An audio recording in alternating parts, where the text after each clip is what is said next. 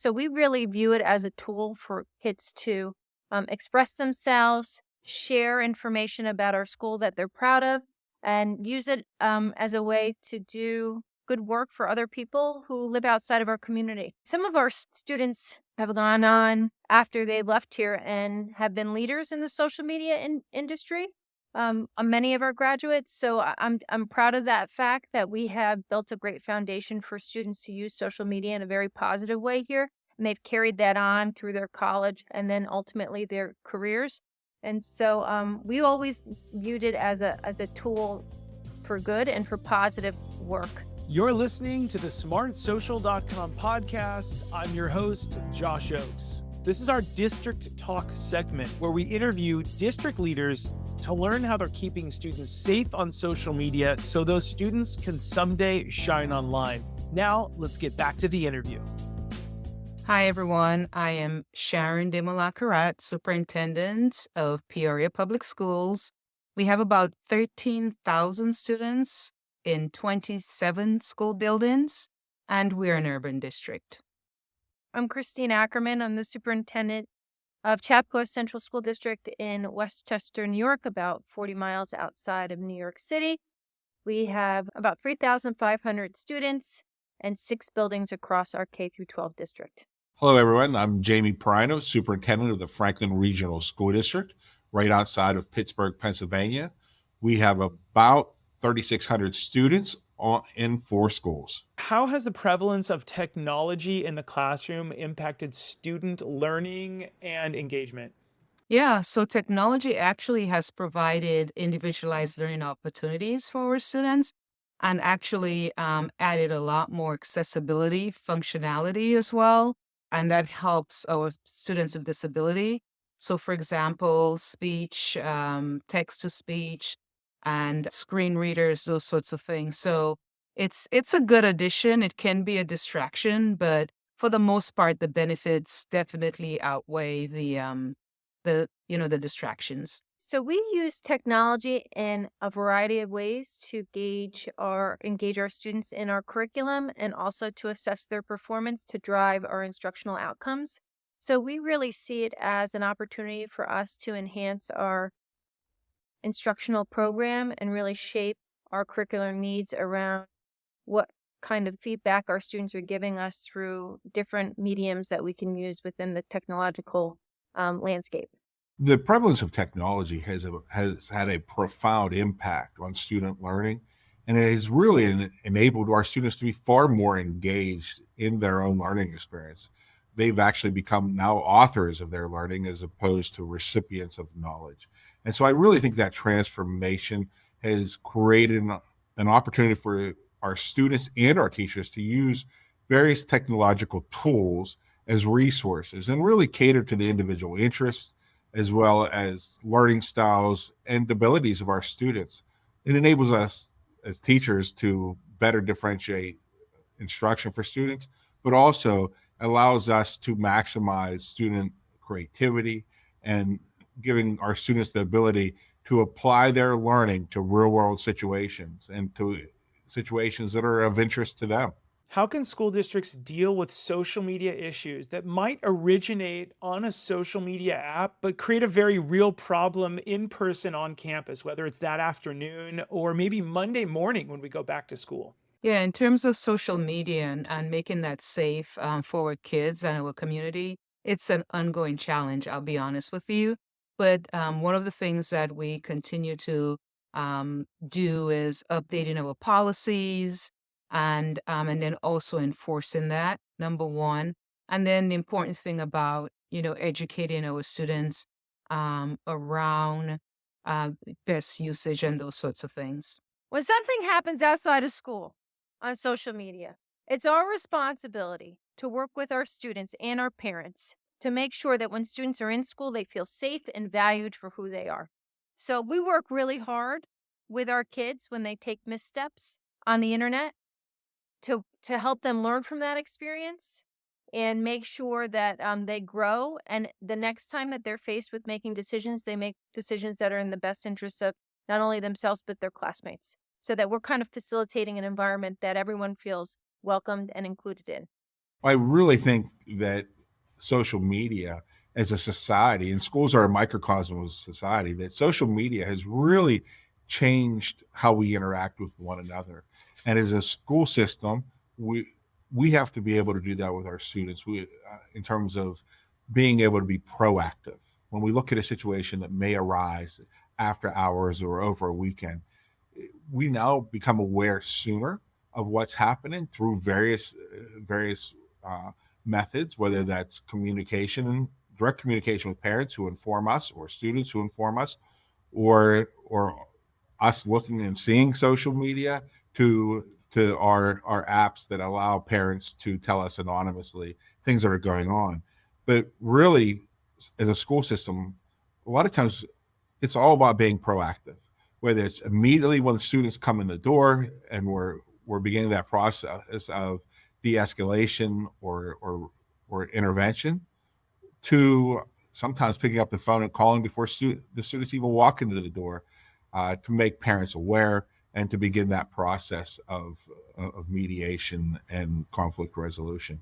It's really the same thing that would happen with two students who may not get along in a classroom or outside of school, but now it's just the communication's faster and more frequent. That's a great answer. Now let's move into something more positive. Can you provide some examples of how your students can use their social media, or maybe have already used their social media in a positive and productive way that may have benefited themselves, their community, or helped each one of the students to launch themselves into their future for future college, career, or anything else? Yeah, so actually, I'll share some examples of how students have used social media in a positive way. So they started school on August 2nd, which is very early. We're in a modified calendar in Peoria, Illinois, and I'm seeing a lot of videos and pics around the kids coming in, like freshmen, for example, what they've learned, the new friends that they've met, and just pictures of their building, their lockers, and performances, those sorts of things. So just a lot of positive vibes, and a lot of positive pictures, which is very, very good. They're just kind of showing their school and the experiences that they've had thus far, and they're all excited, and hopefully we continue that. But it's good to see, because then the school is being presented in such a positive light. It's very, very, very refreshing. We have a lot of different examples of how our kids have used social media to highlight different programs that we have in our district, to highlight different community initiatives, to share outwardly with other districts in the region some of what they're proud of, um, as a part of our school community in a way that makes them feel really good about being a member of Chappaqua Central School District. So we really view it as a tool for kids to express themselves, share information about our school that they're proud of, and use it as a way to do good work for other people who live outside of our community. Some of our students have gone on after they left here and have been leaders in the social media industry. Many of our graduates. So I'm proud of that fact that we have built a great foundation for students to use social media in a very positive way here, and they've carried that on through their college and then ultimately their careers. And so we always viewed it as a tool for good and for positive work along the way. We use social media to promote our district ourselves. We have our own sports Instagram page. We have a Facebook page. We have a Twitter page. We have many teachers that tweet about the district. We see it as a way to really share information with each other and with the larger community about what our district is about.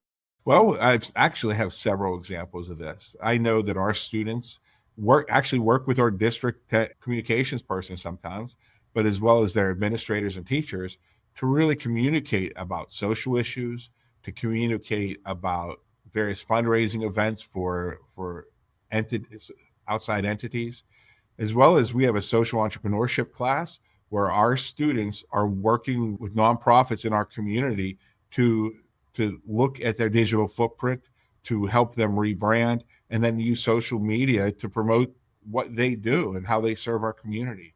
And so our students are using social media in so many different ways, in ways that help organizations within our school clubs and things of that nature, as well as in our community.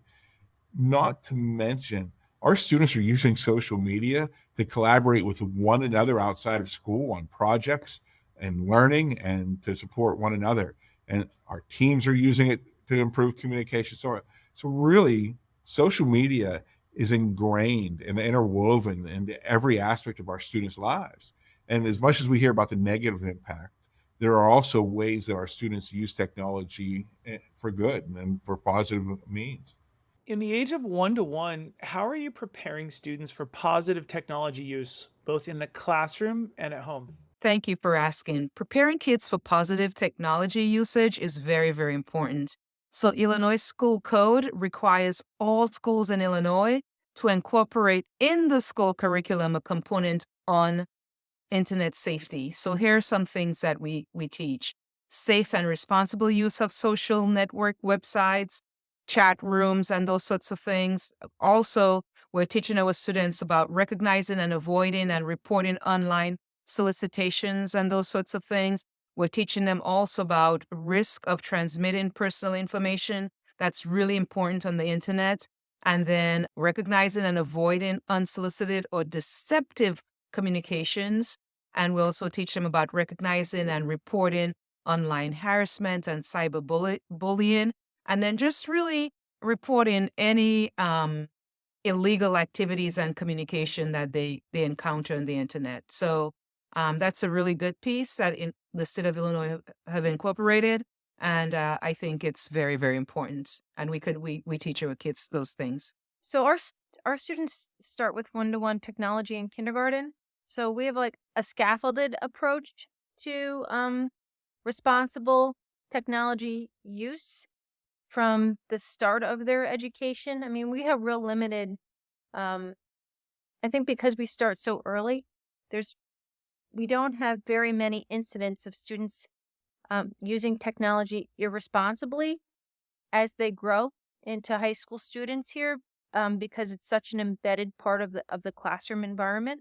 We have particular curriculum associated with helping students make healthy choices around not only the type of behaviors that they're engaging in online, but screen time and different aspects of technological problematic behavior that could occur when they're outside in a global community interacting with people. So I feel because our kids start so early with having their own devices, we've done just like in math or reading or science, we've built a curriculum around safe and responsible use for our students that I think has been pretty effective. Well, it's really about a multiple prong approach. One is about teaching digital literacy and digital citizenship to our students, teaching them about proper online etiquette, teaching them ways to communicate appropriately, both with their peers as well as general posts, and letting them know that what they put out there is out there forever. There's also an education piece in terms of what we do with parents, bringing parents in for sessions, special sessions on social media. We partner with the Pennsylvania Attorney General's Office, Pennsylvania State Police, our local law enforcement, to talk about those types of implications, the legal implications of improper use, but also talking about how the impact that social media can have on the lives of students and people in the community, regardless of whether it's legal or not. Is it right? And so it's having those real open and honest conversations, but really also teaching technology as a tool. So we have a heavy focus on the 5 C's, the whole piece around collaboration, critical thinking, creativity, communication, as well as citizenship. And really we ingrain that into everything that we do in terms of our classrooms across the district, and then ingraining that education about digital literacy into everyday classroom experiences with students. And so it's really what we do in a classroom, ingrained in what they do every single day. It's working with parents as well as explicitly educating students on technology.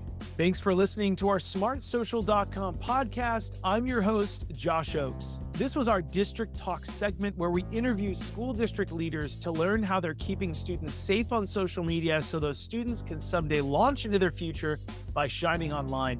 This episode was brought to you by our smartsocial.com VIP program. It's called the Very Informed Parent Program, which helps you engage your students with teen-led video lessons. Stay one step ahead with our premium parent newsletter and discover hidden features on trending apps on teens' phones and our 54 plus live parent and student-friendly events every single year. You can click on the link below to chat with one of our team members if you want a free pass to our VIP program to support your community with our smartsocial.com resources. And if you're a district leader who has a success story, we would love to feature you on a future episode. You can click the links below to reach out. Thanks so much for listening, and we look forward to seeing you on the next episode. Have a great day.